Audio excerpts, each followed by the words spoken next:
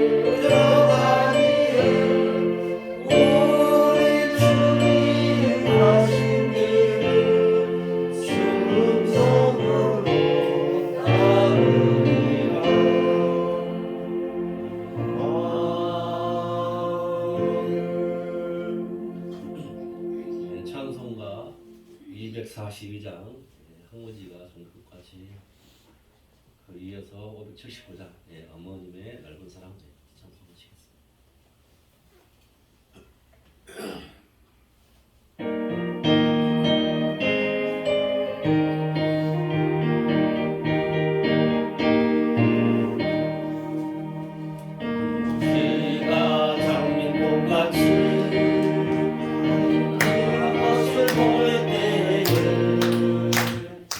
밤에 노래 부르며 거룩한 데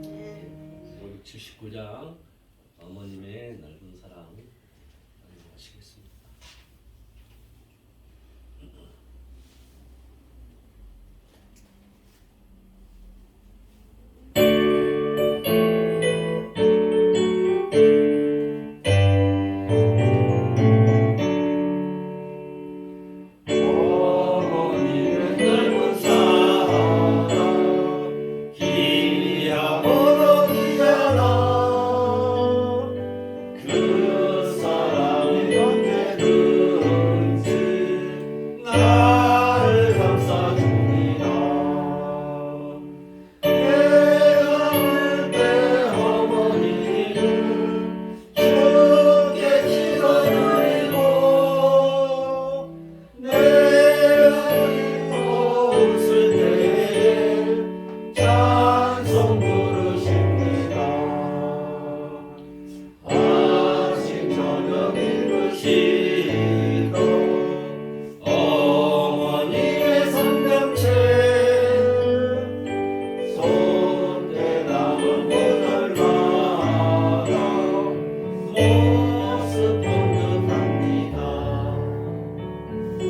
믿는 자는 누구든지 영생을 얻으니 들려주시는 말씀 이제 힘이 됩니다. 홀로 누워 괴로울 때 헤매다가 지칠 때 부르시는 찬송 소리 귀에 살아옵니다.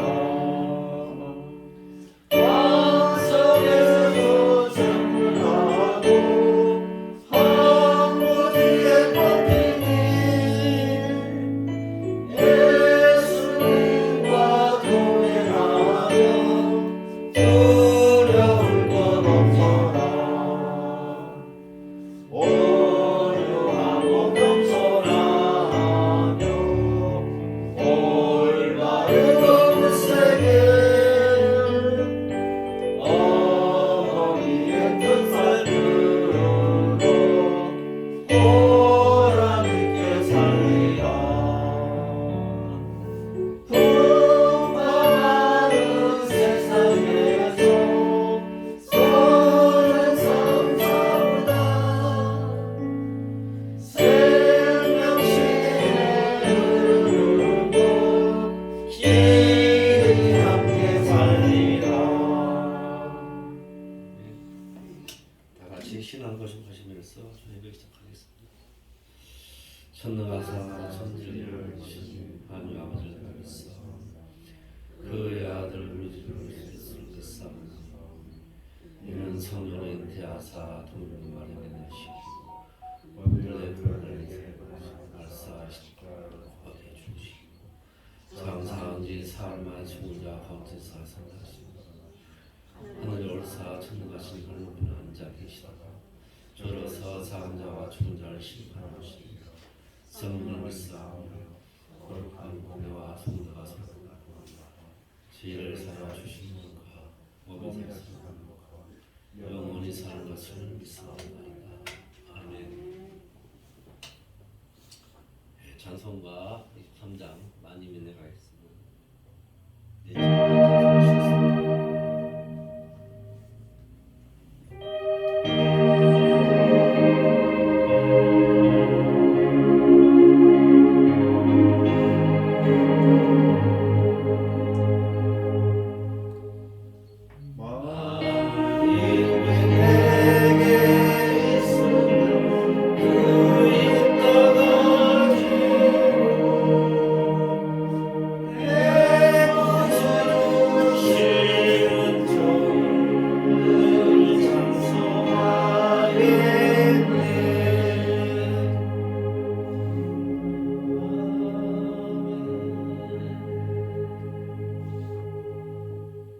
성시교도 시편 32편 보시겠습니다.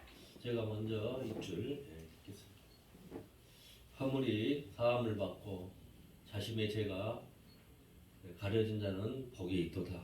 마음에 감사하며 여호와께 장례를 당하지 아니하는 자는 복이 있도다. 내가 입을 열지 아니할 때에 종일 신음함으로 내 뼈가 새하옵도다. 주의 손이 들어가 나를 이루시오니 내 죄를 받아서 여러분 가운데 나와 같이 되었나이다. 주께 내 죄를 아뢰고 내가 죄악을 숨기지 아니하였더니 또 주께서 내 죄악을 사하시나이다.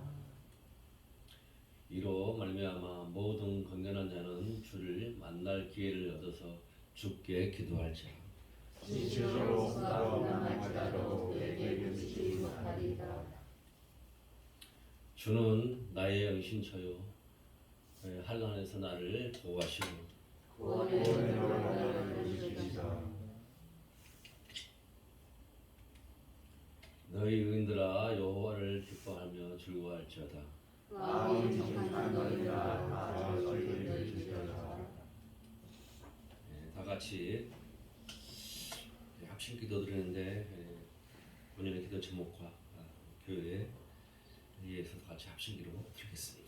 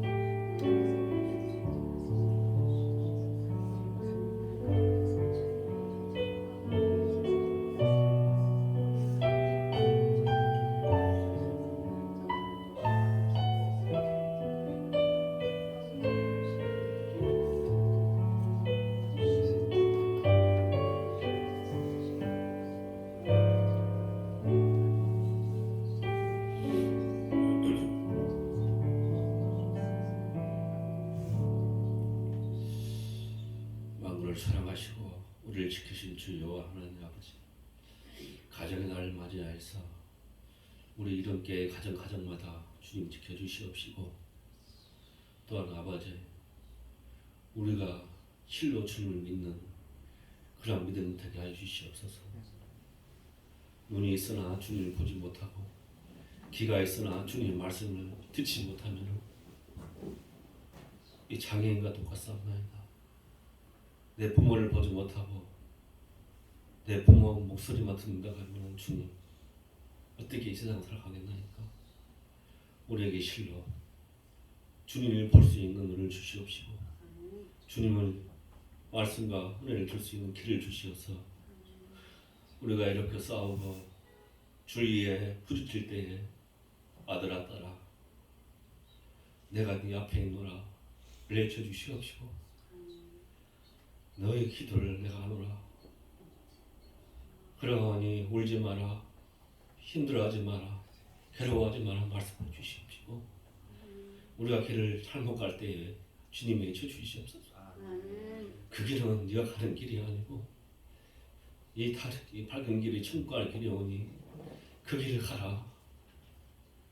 네 눈물이 내 눈물이고 네가 괴로워하면 나도 괴롭다는 주님 말씀 우리가 설교할 수 있도록 인도해 주시옵시고, 아버지 하나님, 이 세상은 짧고 짧으나 저 천국은 영원하오니 그 천국 갈 길을 인도하게 가게 하여 주시옵시고, 즉 천국에 우리가 살아갈 때에 이 세상은 불합격으로 살아갔지만 저 천국에서는 주님과 아름다운 삶을 살 수 있도록 주 인도하여 주시옵소서. 또 아버지 하나님, 가정사를 맞이하여서 우리 자녀들에게 믿음과 은혜 주시옵시고 인도하여 주시옵소서. 주의를 지키는 자녀들에게 인도하여 주시옵시고, 주님의 말씀과 은혜를 지키는 자녀들에게 인도하여 주시옵소서. 그로 인하여서 자녀들 주님의 사랑을 받고 은혜를 받고 자랄 수 있도록 인도하여 주시옵소서. 주님의 선복 찾고 갈 수 있도록 인도하여 주시옵소서. 또한 주님이 말씀하셨나이다. 주님 외에는 복주자가 없고 환난 중에 주님의 손을 놓으면 저 천국을 갈 수 없다고 하니, 우리 이런교회 성도님들 이 환난 중에 주님 손을 꼭 잡고 갈 수 있도록 인도하여 주시옵시고, 주님의 복을 받으면서 갈 수 있도록 인도하여 주시옵소서. 또 아버지 하나님, 이성 목사님 설교 말씀해 주실 때 주님의 실로 살아있는 말씀 설명해 주시옵시고 주님의 뜻과 은혜를 전할 수 있도록 인도하여 주시옵소서. 모든 것은 다 주님께 있어왔고 주님이 지켜줄 수 있어왔고 우리 주 예수 그리스도 이름으로 드리겠습니다. 아멘.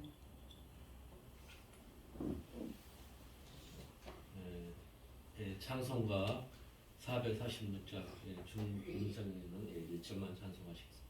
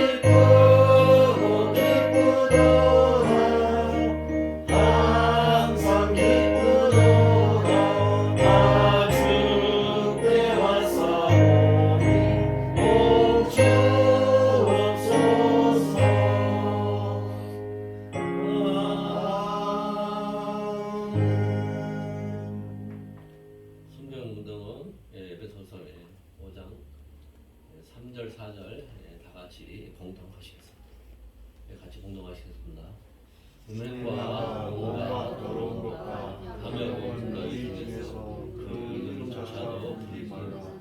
이는 성도에게 마땅한 말이라. 누추함과 어리석은 말이 희롱의 말이 마땅치 아니하니 오히려 감사하는 말이라. 아멘. 일상 시리즈 14번째 하나님과 사시편의 호모 하우스턴 데우스라는 말씀 가지고 이사 목사님 사건 말씀 주시겠습니다. 만원에 받으시기 바랍니다.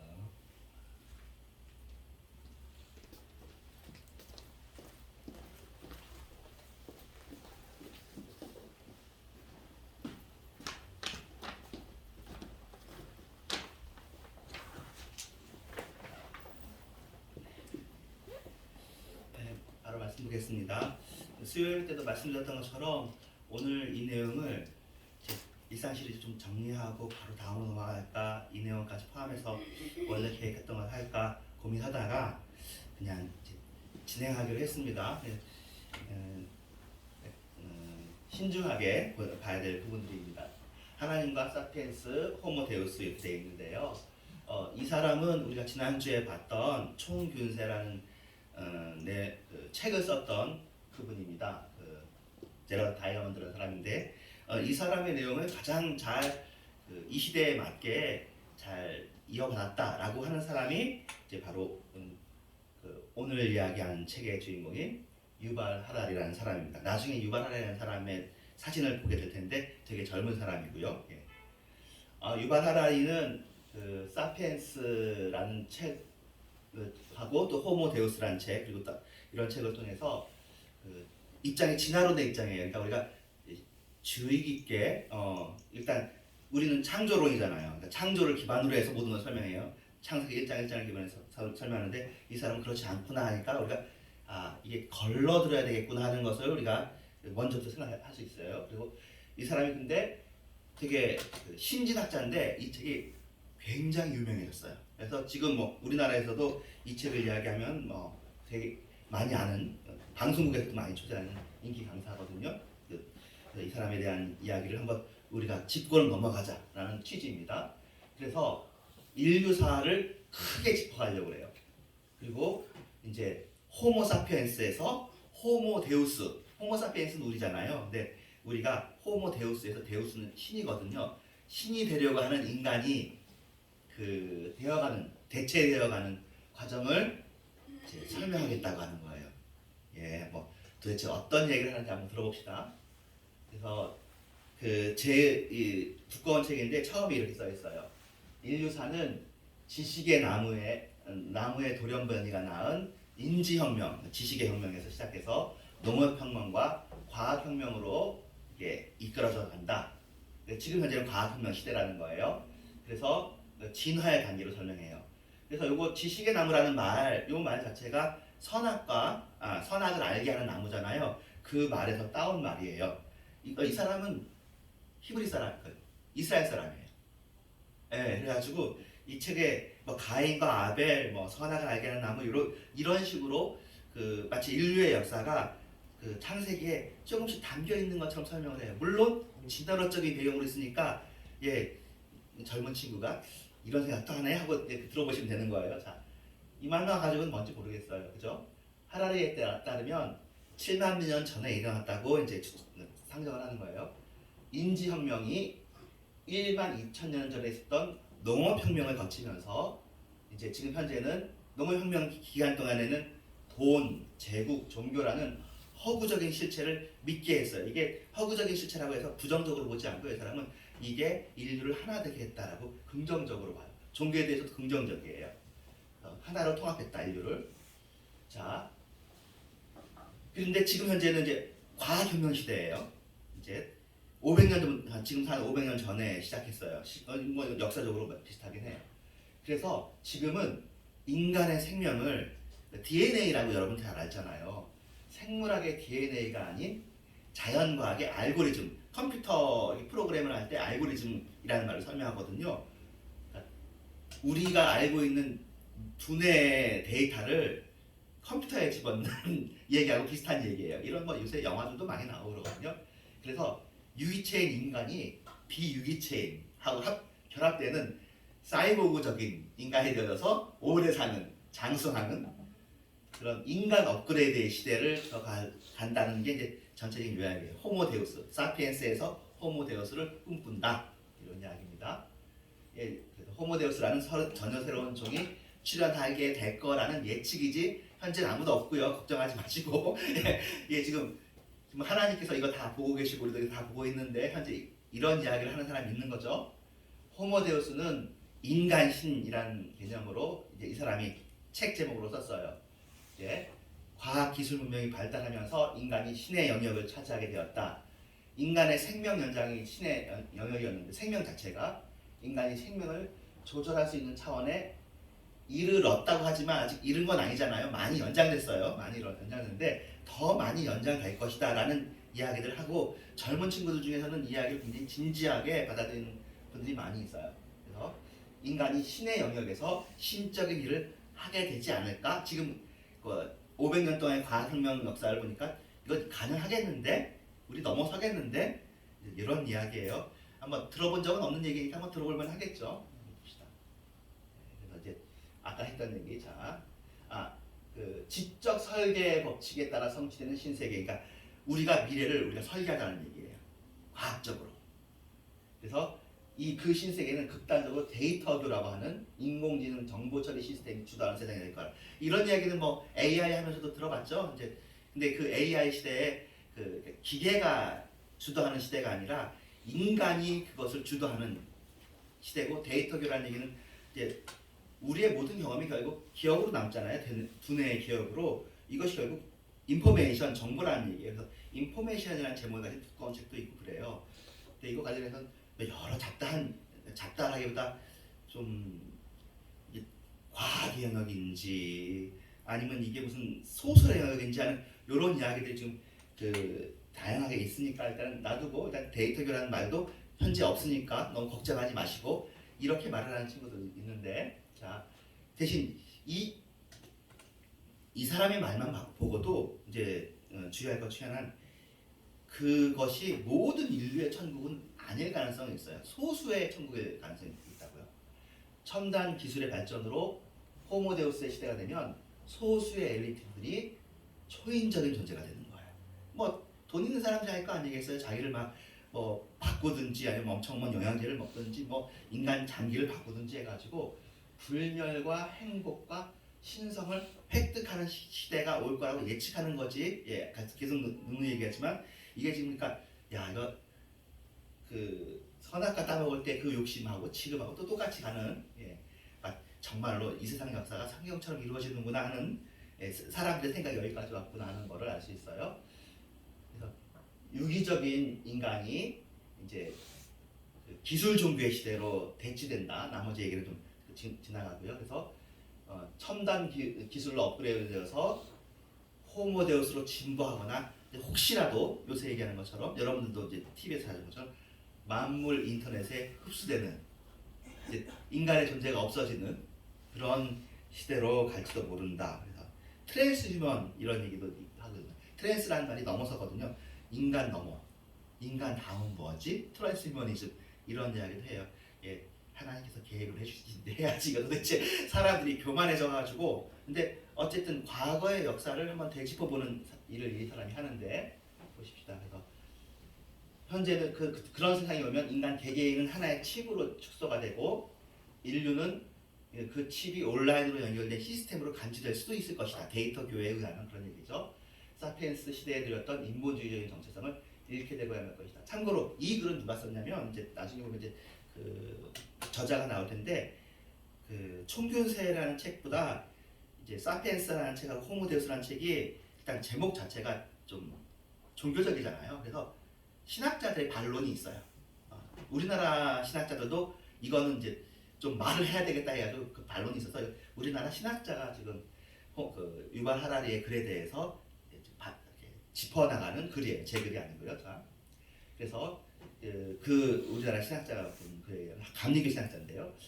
유발 하라리는 호모데우스의 세상에 돌아야 하더라도 인간이 여전히 인간으로서의 정체성을 보존할 것인지 질문을 하고 있고요. 그러면서 인간으로서의 살아가는 행복을 잃지 않으려면 어떻게 해야 할까를 질문을 합니다. 예, 이것을 이제 우리는 이제 인용하는 거죠. 자, 이제 아까 왕대이라는 분인데요. 나름 그 학문 활동을 많이 하시는 분이시고 감신대 분이신데 2018년에 쓴 글을 요약해요. 유발 하라리의 글은 표면적으로는 반종교적 글이지만 그리고 인본주의적인 글이고 생물학적, 생명공학적인 글이지만 그의 논리를 따라서 읽어보면 호모사피엔스가 호모데우스로 막 치닫아 올라가다가 또 다른 차원의 호모 렐리기우스가 뭐냐면 종교적인 인간이에요. 새로운 차원의 종교적인 인간 호모 릴리전이라는 뜻이죠. 호모 렐리기우스로 들어가는 기막힌 역전 현상을 목도하게 된다. 데이터 교니까요. 이게 이제 그 한국 신학자의 이 글에 대한 이제 대답입니다. 자, 이 사람이에요. 진짜 젊죠? 여러분들 여기 나와 있는 모든 분들보다 더 젊은 친구예요. 히브리 대학교 역사학과 교수고요. 선을 넘는 녀석들이라는 MBC 그 프로그램에서 이 사람 이야기, 이 사진을 인용하면서 얘기했어요. 자, 그럼 이 사람이 말하는 인지혁명 이런 게 뭐였을까? 조금 찬찬히 한번 짚어볼게요. 짚어보면 이 사람의 글이 인기 있는 이유를 좀 알 수 있어요.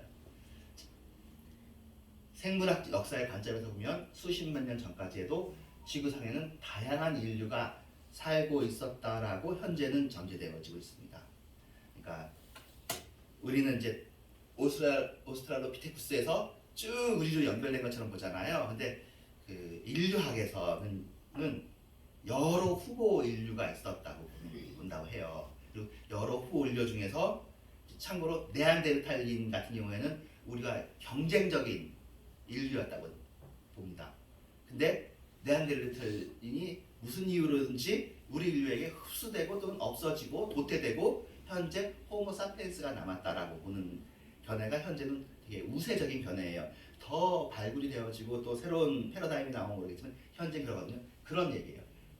다양한 인류가 있었다. 근데 현재 유사 인류가 없습니다. 인류는 딱 한 종속 과목에서 한 종 한 속이에요.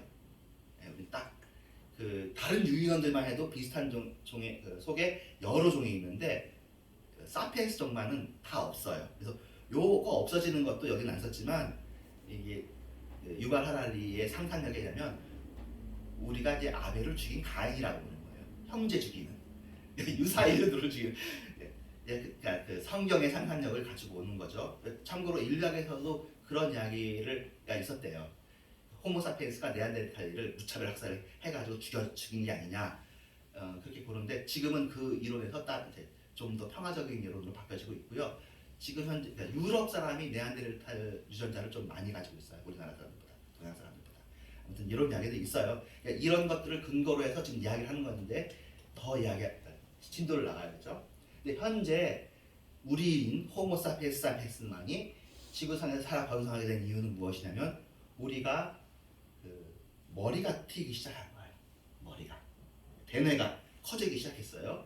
근데 그것을 커지기 시작한 것을 뒷담화를 통해서 커지기 시작했다고 보는 게 이 사람의 되게 재미있는 시작이에요. 시작할 때 7만 년 전부터 3만 년 전에 이 뒷담화를 하면서 무리를 만들 수 있는 50명에서 150명 사람들이 모이기 시작했는데, 이 뒷담화가 뭐냐면 여러분 하는 거 있잖아요. 누구는 어땠어, 누구는 저랬어, 이야기를 하는 사람들이 시작이 된 거예요.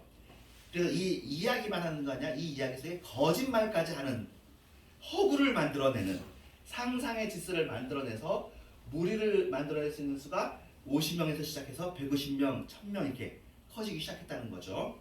이게 유발 하라리가 말하는 인지혁명이에요. 인지혁명이니까 거짓말에서 시작한 거죠. 뒷담화에서. 성경에서는 뒷담화하지 말라고 써 있잖아요. 아까 우리 읽은 본문이 그런 거거든요. 그런 말 하지 말아라. 돌이켜 감사하는 말을 하라. 이런 것들은, 성도들은 이런 말 담을 필요도 없다. 음란한 말도 그렇고 희롱하는 말도 그렇고 담지 말라고 그러는데, 이 사람들이 시니컬하게 냉소적으로 인류의 역사를 보는 거예요. 그러니까 기독교는 하나님이 우리를 사랑의 마음으로 창조했고 우리가 타락했고 이렇게 보는데, 이거는 이제 이유가 없이 시작하죠. 이유가 없이 시작하고 서로 뒷담화하고 거짓말 치다가 이렇게 시작한 걸로 이렇게 보는 이런 스토리예요. 그래서 이런 인지혁명의 결과 사자를 피하고 들소를 사냥하는 복잡한 행동을 계획하고 수행했다는 거예요. 그러니까 사자가 멀리 있으면 수신호를 보내든 이렇게 두들기는 걸 하든지 해가지고 이제 이런 북 두들기는 소리 있잖아요. 이런 것들도 다 언어로 해가지고 굉장히 많이 발달했다 그래요. 그래서 이것들이, 그러니까 이 사람들이 보는 초기 인류가 이런 신호들을 발달시켜서 사냥을 할 때 써먹었다, 이런 얘기합니다. 그래가지고는 150명 넘어가면 그 다음에 뭐냐면 부족 정신이 이제 필요한 거죠. 그래서 우리는 고매 민족이야, 고매 부족이야, 우리는 사자 부족이야 하는 부족 정신, 토템을 만들고, 더 커지면 국가를 만들고, 민족을 만들고, 인권을 만들고, 원시 신앙을 만들고, 실제로 존재하지 않는, 눈으로 보이지 않는 추상적인 것들을 만들 뿐만 아니라 그것을 다른 사람들한테 얘기해서 그것을 같이 공유해. 그래서 이렇게 되는 게 필요한 건 뭐냐면, 이런 것이 있어야, 사실은 옛날에도 그랬죠. 우리 시족 사회 같은 경우, 우리나라도 아주 어릴 때는 사람들을 못 믿는 거죠. 길가에 밤에 사람 만나는 게 무서운 것, 그런 얘기 있잖아요. 근데 그러니까 사실은 전 근대적인 시대에는 사람들이 사람을 믿으려고 할 때 뭐가 필요하냐면, 어렸을 때부터 알았거나, 아니면 그 사람의 아버지를 내가 알거나, 아니면 같은 고향 출신이거나, 같은 고향 출신이면 내가 그 사람을 몰랐어도 그 고향을 내가 아니까 같은 학교 출신.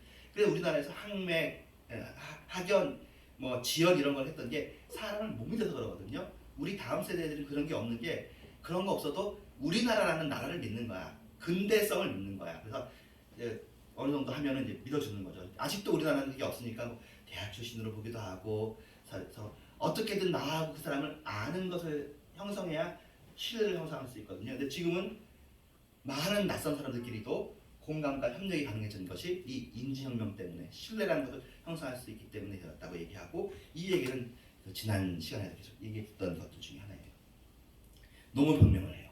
이 농업혁명도 이 사람은 사기라고 얘기해요. 거대한 사기야. 왜 거대한 사기냐면, 농업혁명으로 인구는 증가해요. 그런데 인구가 요구하는 그 인구 부양을 때문에 한번 농업을 시작하면 농업을 멈출 수가 없어요.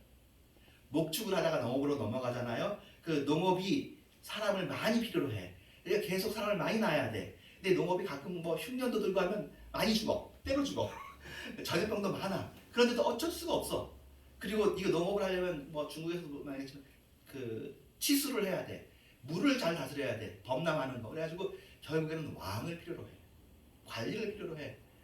근데 농업혁명 이후에 그건 멈출 수가 없고, 한번 이렇게 하면 사람이 많아져. 그리고는 우리나라가 속해 있는 아시아는 쌀이잖아요.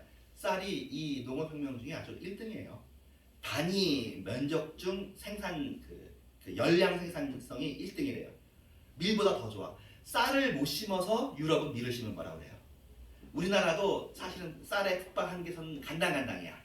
그래서 어떻게든 그 높은 데까지 쌀을 심으려고 애를 많이 쓰는 거야. 보리보다는 쌀이 좋으니까. 그래서 쌀이 심으면 엄청 잘 나고, 또 여러분도 배웠죠. 조선시대 이양법, 모내기 같은 거 하면은 더 많이 할 수 있어. 신기하잖아요. 쌀 같은 경우에 100년 이상씩 해야 돼도 그 땅에서 어떻게든 쌀이 나와. 물론 비료를 넣긴 해야 되지만 그러니까 쌀이 그 당시에 반도체인 거죠. 근데 이 쌀 하면서 그러니까 쌀을 하는 민족이 이렇게 그 여러 중간에 흉년도 겪고 하지만 사람 숫자가 커지잖아. 그럼 군대도 많이 세우지. 그러니까 옆에 사람랑 싸우면 이기지 또. 이게 그러니까 농업혁명의 이제 그 순환이 막 이루어지는 거죠. 근데 이 사람 편에 의하면 이건 거대한 사기고 농업을 멈출 수가 없게 됐고 동물도 병들게 했고 지구를 병들게 했고 인류에게도 그다지 행복하지 않았으나 예 그리고 또 그 전에는 수렵을 하면은 다양한 음식을 골고루 먹잖아요. 수렵 체질이거든요. 동물만 먹는 게 아니라 식물도 다양하게 먹어요. 그러니까 다이어트를 하는 거지. 삐짝 말라가지고. 근데 그 쌀, 우리도 쌀도 사실 요새야 이렇게 넉넉히 먹지. 그 사이는 쌀도 넉넉하게는 못 먹죠. 근데 아주 넉넉히 못 먹었던 건 아니고요. 우리나라 역사를 보면 일제 시대 때는 이제 백미나 이런 것들을 다 가져간 그렇지. 우리나라도 농사를 아주 잘 짓는 나라였어요. 얼마나 잘 지었는지 외국 선교사들이 우리나라 사람들이 와서 보면은 고봉으로 밥을 먹는다 그래요. 한 끼에 고봉으로 한 봉만 먹는 거 아니고 두 그릇 세 그릇을 먹는데요. 그러니까 동북아 사람 국가들 중에서 밥 대식가로 유명한 게 한국 민족이야. 어느 나라 가도 대식가로 유명하다는 얘기는 쌀이 잘 났고 쌀은 최소한 먹는 거는 부족하지 않았던. 더구나 우리나라는 또 삼면이 바다라서 예, 그것도 넉넉하고 뭐 예를 들면 우유 같은 거 못 먹었겠죠. 뭐 한우 그러니까 소는 못 먹었겠지만 그래도 먹는 거에서는 사실은 그렇게 부족하지 않았다고 그래요. 이제 중간에 탐관오리도 생겨가지고 삼정의 문란 생기고 그런 경우 아니면 우리나라가 사실은 상당한 선진국이었어요. 우리가 중간 역사에 대해서 잊어버려서 그렇지 일제 시대를 놓고 6.25를 비교해가지고 우리나라가 아주 부스러기에서 시작했다고 생각하지만 조선이라는 나라는 그 당시 세계 최고의 선진국이 중국 옆에 작은 중국이었는데요. 뭐 굉장히 잘 나가는 문명도 우수한 그런 민족이었어요. 어쨌든 그런데 그 특정 작물만 섭취하면 영양의 불균형이 생기고 과도한 노동 시간이 증가가 일어나요. 수렵 채집보다 농경 사회가 업무 시간이 길대요. 사실은 농업혁명이 좀 과학혁명이잖아요. 지금 여러분들이 일을 더 많이 하고 일 시간이 길어요. 옛날에는 더 궁극적인 되게 중요한 차이점 중에 하나가 옛날에는 남자 한 명만 일해도 가족을 먹여 살렸는데 지금 남자 한 명만 일해서는 못 굴러가요. 두 사람이 벌어야 돼. 그게 우리나라만 아니라 그 미국에서도 그래요. 이게 책에 나왔어요. 맥도날드 제재니까 그래가지고 이상하다. 그 전에는 그러니까 물가도 낮고 한 사람이 벌어들이는 임금이 그 힘이 있어요. 돈이. 근데 지금은 두 사람이 벌었는데도 옛날처럼 이제 우리나라도 그렇지만 뭐 가정을 못 이루는 집도 못 사는 그런 상황이 된 거예요. 쓰시지 않고 오는 카카오톡과 업무 지시가 있고 밤늦게까지 일해야 되고 아이들도 벌써부터 어떻게든 일해야지 하는 사회가 되는 이건 이제 다음 주에 가는 피로 사회라는 이 인류에 대한 분석이 있거든요. 이건 한병실에는 한국 그 철학자가 얘기하는 거예요. 우리가 스스로 자발적으로 열심히 일하는 시대가 되어서 굉장히 업무 시간이 길어졌어요. 그리고는 본격적으로 지배계층과 피지배계층이 분화가 되죠. 예, 그래서 일하는 사람은 피지배계층이고 이것을 이렇게 해 지시하는 사람은 지배계층이야. 예, 지배계층은 일 안 하고 돈을 더 받고 예, 이런 일들이 인류 역사에 있죠. 예, 그렇지만 인구가 폭증합니다. 그리고는 가축의 사육 방법들을 터득합니다. 그래가지고 가축을 통해서 식량을 공급받고 노동력도 공급을 받아요. 아무튼 살아보려고 애를 썼다는 거죠. 농업혁명 시대 때. 그래가지고 잉여 생산물이 생기면서 그 잉여 생산물로 왕을 추대할 수 있고요. 왕이 있는 나라가 이제 좋은 거죠. 그 서로 싸울 때는 정부 관료가 생기게 되어지고 사제, 종교적인 사람들, 예술가도 생기게 되죠. 식량 생산에 참여하지 않으면서도 이제 식량 생산 노동자들을 농민들을 행복하게 해주는 실제로 행복하게 해주는지 모르겠지만 그런 사람들이 생기는 거죠. 그리고 이런 다른 일에 전무하는 사람이 생기니까 기술이 발달하고 문화가 발달합니다. 지금도 마찬가지죠. 예, 그래서 기원전 3000년 전에 이제 그 문자가 수메르 쐐기 문자가 발생했다고 보여지는데 문자가 이제 발달하기 시작하면서 농업법, 상업 이런 것들이 발달하고 기록됩니다. 3000년 전 그 수메르인 그 문자에서 발견되는 게 주로 뭐냐면 상거래 영수증이에요. 영수증. 그리고 누구누구는 빚졌다. 이거 빨리 갚아야 된다. 옛날에도 다 사람들이 돈에 관심이 많고요. 누가 몇 개 빌렸는데 언제까지 갚아야 되고 이자는 뭐고 이렇게 하는 그런 식으로 하면서 어떻게든 살아가려고 했습니다. 그런 다음에 지금 인류의 통합이에요. 이 사람은 불교, 이슬람, 기독교와 같은 세계 종교의 등장을 긍정적으로 봐요. 그래서 이것이 부족과 민족을 뛰어넘는 전 인류 통합에 큰 의의가 있다고. 예, 사실은 그렇죠. 예, 우리도 이제 알게 모르게 기독교를 믿는다고 하면 나라 민족은 달라도 호감을 갖잖아요. 이제 그 다른 종교에 대해서는 좀 우리가 이렇게 하긴 하지만 아무튼 그 민족을 넘어서는 인류의 통합에 종교는 굉장히 가치가. 그러니까 이 사람은 히브리 사람인데 유대교인도 아닌 것 같고요. 그냥 현대인이에요. 아주 그 진화론을 믿는 사람인 거죠. 진화를 통해서 인류의 미래를 자기 마음대로 이제 그려보는 그런 사람인 거죠. 세계 종교가 확산되니까 이 세계 종교가 이제 인류 사이의 상하 수위를 높여가는데 기여하기를 바라는 거죠. 싸우는데 기여하지 말고. 그러면서 지금 이 사람의 표현을 제가 이건 사실 좀 약간 말투를 바꾼 건데요. 현대는 화폐 경제가 종교 순으로 인류를 통합시키고 있다라고 이제 그 사람의 말을 조금 제가 변형을 시켰습니다. 그런 것 같긴 하죠. 전 세계는 단일 종교, 이 세 가지 종교 말고 더 큰 종교가 있다면 달러교. 우리가 모두 1인당 GNP로 환산되어지는 내 노동력이 얼마나 가치가 있는가, 우리나라가 얼마나 가치가 있는가 이런 거를 되어지는 그런 건지도 모르죠. 자, 이제 화폐 경제는 무역과 운송을 발달시켰고 이렇게 통합된 화폐 경제를 통해서 공동체를 만들었고 제국을 만들었고 보편적인 세계 종교를 만들었고 인류 문화의 통일을 이끌었다. 그래서 인류는 하나의 지구촌 안에 통합되었다. 사실 지금 우리가 살고 있는 시대를 이렇게 설명을 하고 있습니다. 그러다 보니까 이 사람에 대한 반론은 여기서 나온다고 해요. 인류의 통합에 대해서 이 사람은 굉장히 긍정적이에요. 그러니까 이제 피정복 국가는 제국의 발명품 같은 문명만 받아들이다가 나중에는 민주주의도 받아들이고 교육도 받아들이고 투표도 받아들이고 종교도 받아들이고 비물질적인 분야까지 결국 받아들여서 제국주의를 통해서도 어떻게 보면 인류가 단일 문화로 포섭되는 영향을 가져왔다. 그런 의미에서 제국주의를 이 사람이 긍정적으로만 보는 거 아니냐라고 비판을 많이 해요. 근데 사실은 우리가 알다시피 제국주의가 긍정적인 영향보다는 부정적인 게 되게 많아서 지금 더 이상 제국주의라는 말을 안 쓰거든요. 나쁜 말이에요. 근데 이 사람은 제국주의가 인류에게 기여한 게 있지 않냐라는 의견을 가지고 있다는 거죠. 예, 물론 이 사람도 서구 열강의 제국의 침략과 확산이 이제 좋은 면만 있다고 보진 않지만 의외로 이렇게 봐요. 왜 이렇게 이 사람이 이제 봐야 되냐면은 자 이제 과학혁명 설명하면 아직 시간이 좀 있으니까 자 500년 전에 인류는 자신이 무지하다는 것을 이제 알기 시작했어요.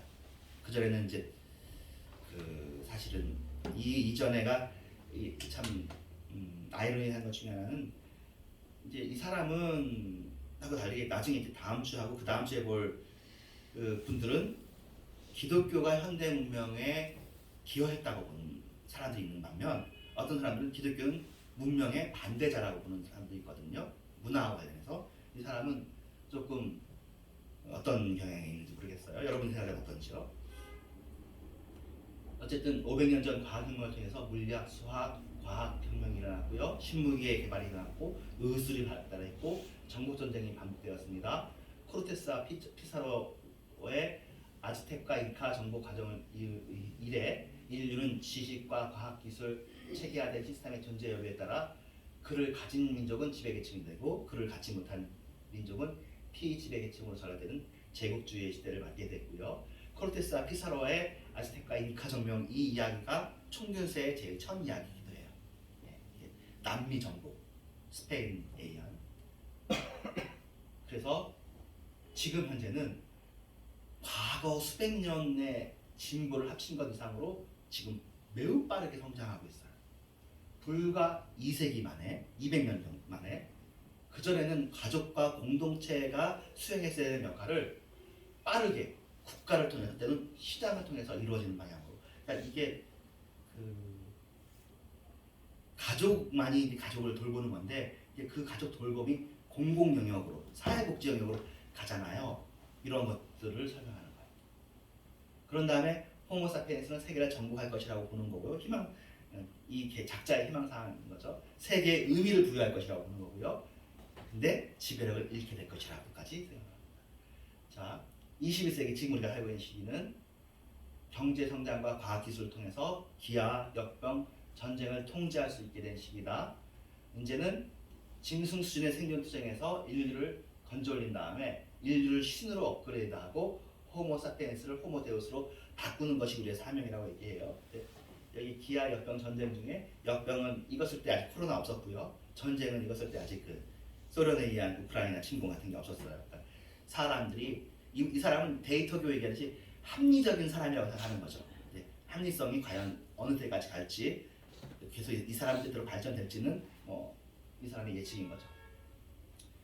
지난 시기 인류를 괴롭혀왔던 전염병이나 기아를 인류는 제압했고 다음 순으로 이제 신의 영역이었던 불멸과 행복, 신성을 꿈꿔 나가면서 호모데우스, 신이 된 인간으로 가는데 그가 내려다보는 호모데우스의 미래는 약간 제처럼 얘기해서 유토피아적인 세상이 아니라 디스토피아는 불행한 미래를 얘기하거든요. 불행한 미래에 가까워요. 그래서 인본주의가 없어지는 그러니까 이 사람은 인권, 우리가 자유, 민주, 평등 있잖아요. 이것도 이 사람은 창작품이라고 봐요. 사람에게 무슨 권한이 있어? 우리가 권한 있게 우리가 힘이 있어서 만든 거지. 그렇게 보는. 그래서 참고로 인권 이런 것들은 사실은 어디서 기반하냐면 성경과 기독교에서 이게 기반해요.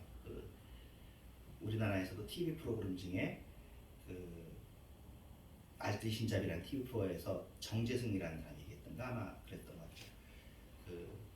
어떤 얘기냐면 사람이 이제 돼지도 먹고 닭도 먹고 막 하잖아요. 근데 궁극적으로 우리가 그걸 잡아먹을 권리가 있나? 그런 걸 생각해보면 물고기도 막 잡아먹고 막 우리가 세상을 다 이용하잖아요. 근데 그럴 권리에 대해서는 근거를 따져보면 없다는 거예요. 근데 자기들은 자기 생각에는 그 사람들이 한 4사람 정도가 수긍하긴 했지만 종교 아니면은 인간이 다른 존재보다 낫다고 하는 사실 그 종교가 사실 기독교예요.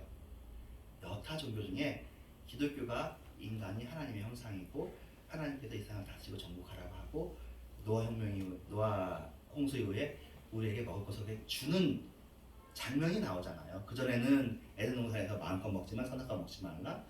그 다음에는 생명을 피채 먹지 말지만 이제 다른 동물들도 먹을 수 있도록 그렇게 우리에게 권한을 부여해 주시고 우리가 하나님의 형상으로 그런 권한을 받잖아요. 근데 그런 게 없다면 우리가 무슨 권리로 하고 있는지.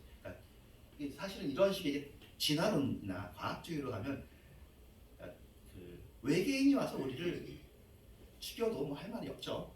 우리가 무슨 권한이 있어요? 인간이 사람이 무엇이 한대죠. 사람이 무엇이 한대. 지금 근데 우리가 많이 진도를 빠져서 여기까지 온 거예요. 그래서 호모데우스라는 말이 신이 된 인간이라는 말이기도 하지만 현존 인류의 종말인 거죠. 네안데르탈린과 호모사피엔스가 싸워서 호모사피엔스가 이겼다고 보는 똑같은 방식으로 호모데우스와 호모사피엔스가 싸우면 호모데우스가 이겨서 호모사피엔스를 이제 점점 피지배의 계층으로 가고 호모데우스 소수의 인간들만 수명을 누리고 해가지고 소수 엘리트들만 영생하는 그런 세상으로 가지 않을까라고 보는 시각인 거예요. 우리가 다 신이 되는 게 아니라 되게 소수만 엘리트들만 소수. 그게 그렇죠. 이제는 산업혁명이 노동자 계급을 창조했다면 그 다음 혁명은 쓸모없는 계급을 창조할 것이다. AI든지 로봇혁명이든지 우리가 염려하는 거잖아요. 우리 무슨 일 하지?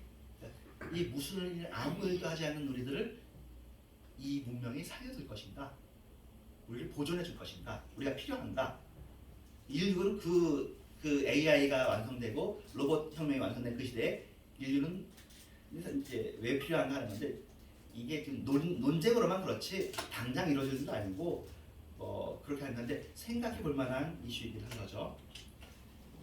그래서 그 당시 이제 유발 하라리는 인류는 기계와 싸우지 않고 기계와 합병하고 기계와 전쟁하지 않고 결혼할 것이다 라는 이야기를 가지고 별 희한한 이야기를 다 해요. 자, 그렇지만 이 별 희한한 이야기를 진지하게 받아들이고 고민하고 있는 청년들이 사실 많고 그 청년들이 그럼에도 불구하고 기독교로 안 들어오죠. 잘.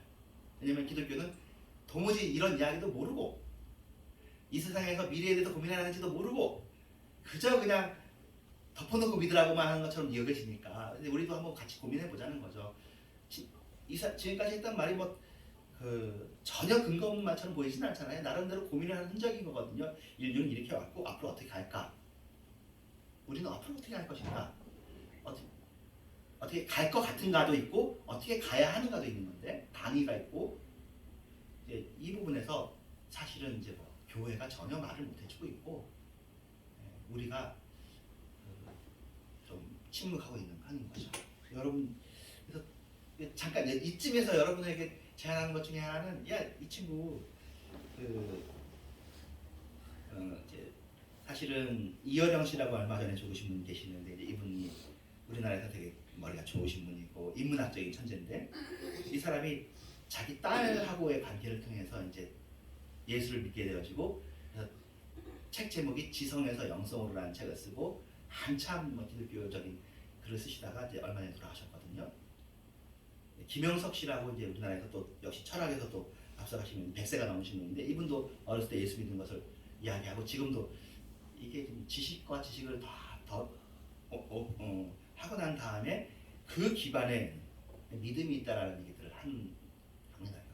기독교가 이게 호락호락한 종교는 아니에요. 그냥 쉽게 없어질 종교는 아니고 무수히 많은 과학의 도전들을 이겨왔던 종교예요. 지금 우리가 행하는 이런 모습들은 굉장히 어설프 보이지만 그러니까 예전에는 철학은 신학의 신여라는 말이 옛날에 있었어요.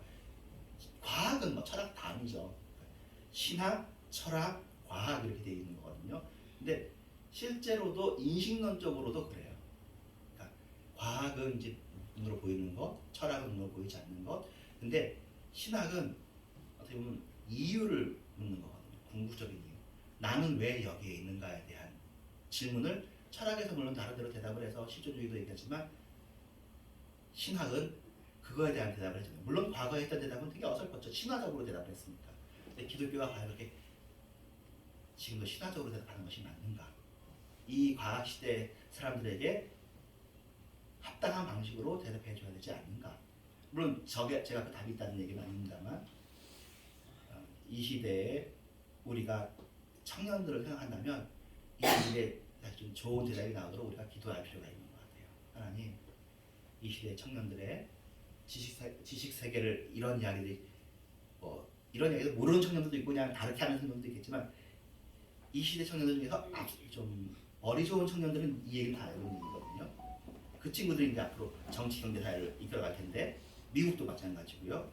이런 과학주의, 진화론적인 사고방식을 가진 청년들의 이 시대를 우리들이 정말 사랑하고 아끼면서 그들이 이제 이어령 씨가 회심을 했듯이 혹시라도 유발 하라리를 포함한 이 시대 청년들이 그냥 회심이 잘 안 되죠. 지금 이거는 뭐냐면 이제 근본적인 인류의 숙제, 죽음이라든지 이런 것들을 과학으로 풀어보겠다는 시도거든요. 참고로 이제 지나가다가 읽은 얘기인데 이제 조선시대가 숭융억불이에요. 그래서 불교를 싫어해요. 다 이제 사찰 막 없애고 했지만 완전히 없애지 못했는데 태종, 태세잖아요. 세종도 당연히 이 사람 자기 아버지, 자기 할아버지가 했던 정치를 따르지 않겠어요? 그런데 나중에 이 사람이 불교로 들어갔대요. 기독교로 들어가면 아니지만 기독교가 없었으니까. 근데 왜 그랬냐면 이 사람 세종이라는 사람이 머리가 좋고 책 많이 읽고 다 일종의 그 당시에 과학주의적인 사람인데 인생의 어려움이 닥치는 거야. 아내가 죽고 아들이 죽고 형이 막 계속 난리를 피우고 그러니까 자기가 통제할 수 있는 범위에 있는 건 다 통제를 해. 근데 통제 밖에 있는 게 생기잖아요. 자기의 인생을 포함해서 자기도 병에 걸리고. 그러니까 종교로 들어가게 되는 거거든요. 지금 이 이야기들은 인류가 다 통제할 수 있다 생각하는 거예요. 인류가 통제하면 행복하죠. 근데 통제할 수 없는, 지금 현재 코로나 정도는 인류에게 큰 타격을 준 건 아니에요. 이 정도는 해봤으니까. 근데 정말로 이제 우리가 어떻게 할 수 없는 그런 일들. 근데 이게 인류적인 차원에서 오지 않았으면 좋겠고요. 개인적으로 이런 일이 왔을 때 궁극적인 의미를 질문하게 되는 거죠. 나는 왜 존재하고 나는 어디로 가는가? 어디로 가는가? 정말로 진화론이나 과학주의가 얘기하는 것처럼 그러면 죽으면 끝인가? 예. 없는 거냐? 정말 죽으면 끝인 그것을 위해서 우리가 이 세상을 살아가고 있는 거냐? 무의미하게. 그래서 신학은 의미에 대한 질문이에요. 우리는 왜 존재하는가? 자, 그래서 인간의 자유의지와 인본주의가 몰락한다고 하라리는 이야기해요. 그래서 뭐 아까 얘기했죠. 생명공학, 사이보고. 인간의 의지 조작은 사실은 요새 경영학에서 많이 하는 거예요. 마케팅. 그래서 인간의 의지를 조작하기 위해서 경영학, 심리학이 물론 이제 자기들은 긍정적인 의미로 좋은 의미로 한다고 하고 정치학도 이런데 선거공학을 해가지고 하는 거죠. 하지만 이제 궁극적으로 다 되지 않을 거예요. 사람이 저기 과학에 안 빠진다고 봐요. 안 빠진다고. 지금 어떻게 보면은 100년 전 1차 세계대전 이전까지 인류가 저런 생각 비슷하게 했거든요. 100년 전에도 인류의 진보는 끝이 없이 갈 거라고 봤는데 1차 세계대전, 2차 세계대전이 터지면서 인류는 사람이라는 걸 믿을 수 없어 한번 확 꼬꾸라졌다가 다시 1945년, 46년 이후에 다시 70년 만에 또 다시 우리가 인류는 할 수 있어. 다시 잘하겠는데 막 하는 이렇게 하는 거예요. 그러니까 인류가 자꾸 교만해지죠. 교만해졌다가 꼬꾸라지고 교만했다가 꼬꾸라지고 하는 느부갓네살처럼. 성경에 느부갓네살 아시죠? 느부갓네살 다니엘 있을 때 그 왕인데 그러면 야 내가 이 나라를 어떻게 세웠느냐? 내 지혜와 내 능력을 이걸 세웠구나 하니까 하나님께서 얘기해요. 내가 너의 지혜를 없애가면 어떻게 될 것이냐? 그 순간 하나님이 지혜를 없애가요. 이 느부갓네살이 제 기억으로 한 7년인가? 그냥 독수리처럼 살았대요. 손발톱이 독수리처럼 돼가지고 그냥 들판에 살았어. 다른 사람이 이제 왕권이 된 거지. 그런 다음에 7년 후에 총이 돌아와. 그러니까 내가 왕으로 전 세계를 다스리고 날고 있는 했지만 그게 지혜 하나만 있다가 없어져도 이렇게 되는 거구나 하고는 이제 보이지 않는 하나님이 생겼다라는 게 다니엘서에 잠깐 나오는 이야기거든요. 인류의 지혜만 없어져도 웃기는 일이 발생하죠. 인류가 교만하죠. 바벨탑 쌓을 때도 그랬고 계속 인류가 하는 일들을 아마 여기서 반복하는 것일지도 몰랐는데 나름 굉장히 공교하게 잘 만들어졌고요. 우리가 그냥 힘들어하게 볼 일은 아닙니다. 그래서 우리가 아까 보았던 것처럼 자 이런 일들이 있지만 이런 일들에 대해서 그러면 괜히 이런 책이 나와가지고 말이야 공부하지 마 책도 쓰지 마 책도 읽지 마 그렇게 할 것이냐 이거 반지성주의라고 하거든요. 기독교가 반지성주의로 가기도 쉬워요. 성경만 봐 신문 보지 마 뉴스 보지 마 성경에 다 있어 그렇게 할 수도 있지만 그것도 나쁜 건 아니고 귀한 일이지만 이 시대 사람들에게 이런 일을 하는 것도 필요한 거거든요. 그래서 이런 이야기를 한번 읽어보았고요. 유발 하라인을 잘 되더라고요. 그래서 유발 하라인이 젊은 친구도 할 수 있으면 그 마음이 잠 조절을 기억할 수 있도록 우리가 기도하고 지금 현재 청년들은 3에서 7% 정도밖에 신앙이 없어요. 오히려 참 웃기죠. 신천지나 하나님의 교회처럼 막 되도 않는 이야기를 카리스마적으로 하면은 사람들이 막 끌려가. 근데 어떻게 보면 우리가 지난 교회 모습을 반성하면서 우리가 사실 요새 교회가 점잖게 하고 있잖아요. 그러다 보니까 청년들이 안 끌려오는지도 모르겠는데 뭐가 이유인지 모르겠지만 하나님 여러분 저는 기도가 답이라고 봅니다. 우리의 기도를 통해서 다음 세대를 품고 또 이 시대의 과학자와 철학자를 품고 사실은 인류를 불쌍하게 여기십시오. 이 시대의 인류를. 어떻게 보면 농업시대, 인지혁명, 농업혁명, 과학혁명을 했어도 인류는 여전히 불행합니다. 많이 행복해졌지만 이 인류를 행복하게 해주는 것은 궁극적으로 그에게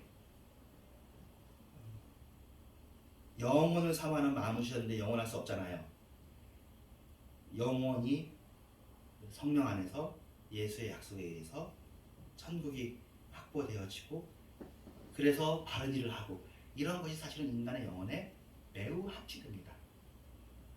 죽어서 천국 가는 그런 것이 이게 사소한 일이라는 게 아니라 이상하게 인류의 영혼이라는 것 자체가 이 과학으로 만족되어지지 않고 이 영혼에 쉴 곳이 이 기독교의 얘기가 좀 허무맹랑해 보이지만 그 이야기가 담아져야 그러면 그렇지 그래서 내가 존재하는구나 라는 게 답이 나와요. 이게 이제 어거스틴이 한 얘기거든요.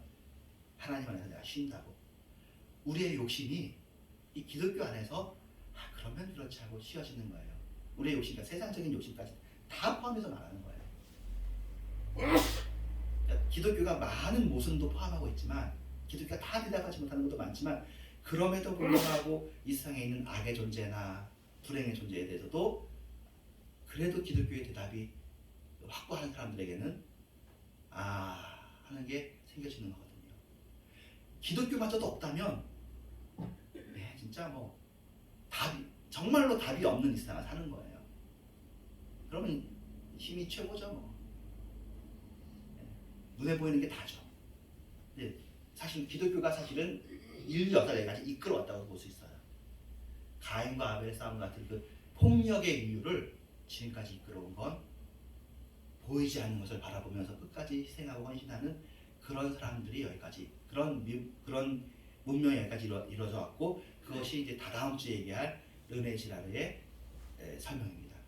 인류의 역사는 폭력으로 시작했는데 이 폭력은 사랑으로만 답이 되어지고 그 사랑의 최고 절정이 십자가다.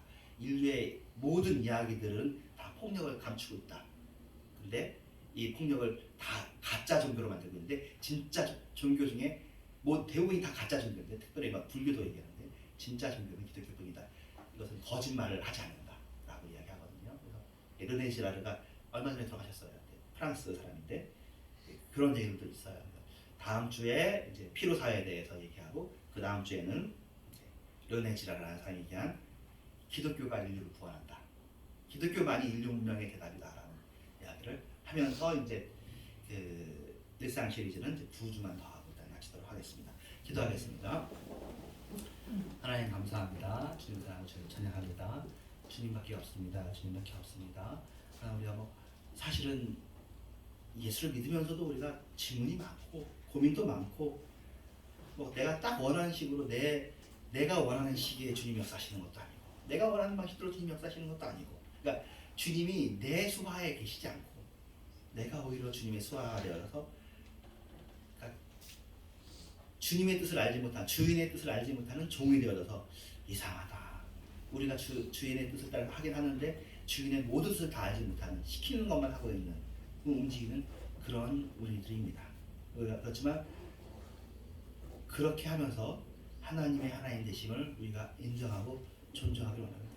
그런 의미에서 하나님이 안 계셔버리면 모든 게 없어져 버립니다. 모든 게 허물어집니다. 정말 무너져 버립니다. 주님. 그런데 그 하나님이 예수로 오셨고 예수로 보여주신 모습이 희생과 사랑과 섬김이셨습니다.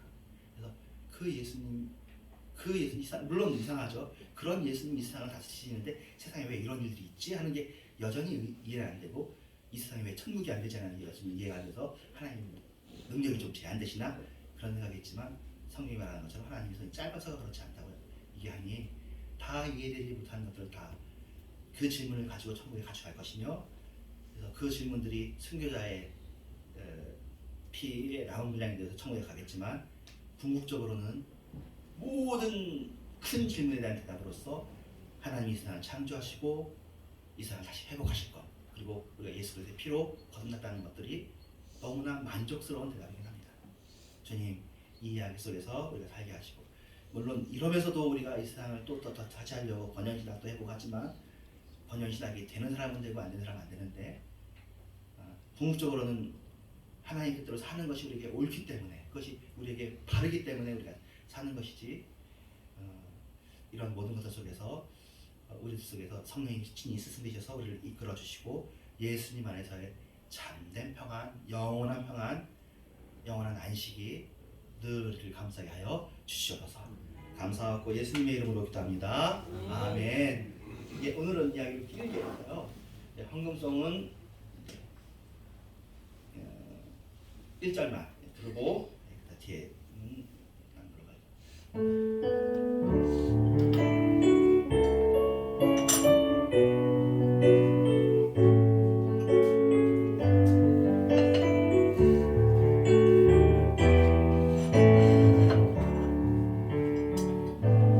오늘 숨을 쉬는 것 감사,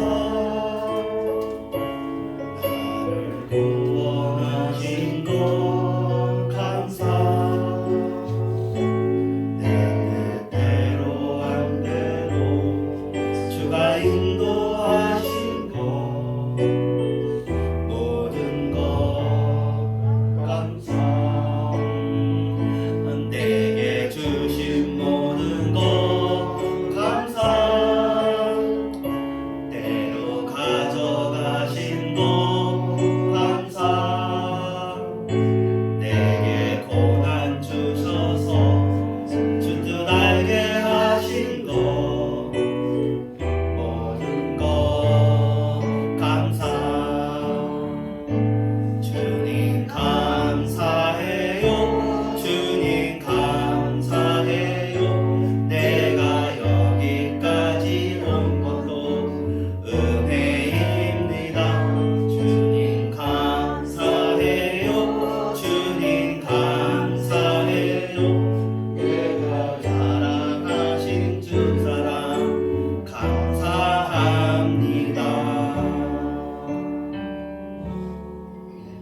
이번 주하고 지난주에 했던 거는 되게 유명한 책이고요. 다음 주하고 그다음 주에 할 책은 좀 덜 유명한 책인데, 지금 읽었던 이 책은 사실은 20대 남자애들 이 책을 읽었든 안 읽었든 굉장히 이제 지배적인 생각입니다.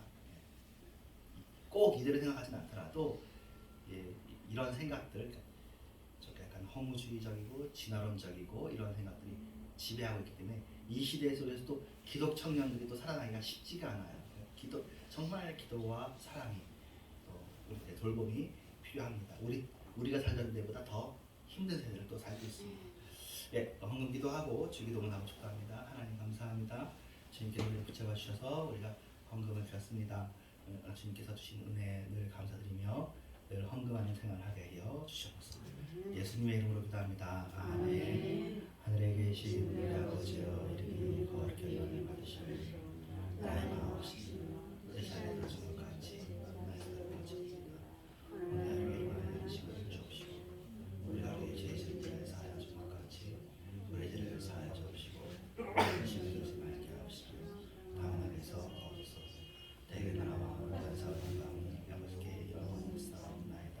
아멘. 때가 찬 지금은 교회 마다 하신 예수 그리스도의 은혜와 하나님의 사랑과 성령의 역사하심이 주님을 변함없이 살아가는 우리 신들 위해, 이런 교회 위에, 또 우리 청년 세대들 위해, 또 주님의 재림 때까지 존재할 인류 위에, 또 주님의 재림 이후 영원 세계 위에 이제부터 영원토록 함께 계실지어다. 아멘.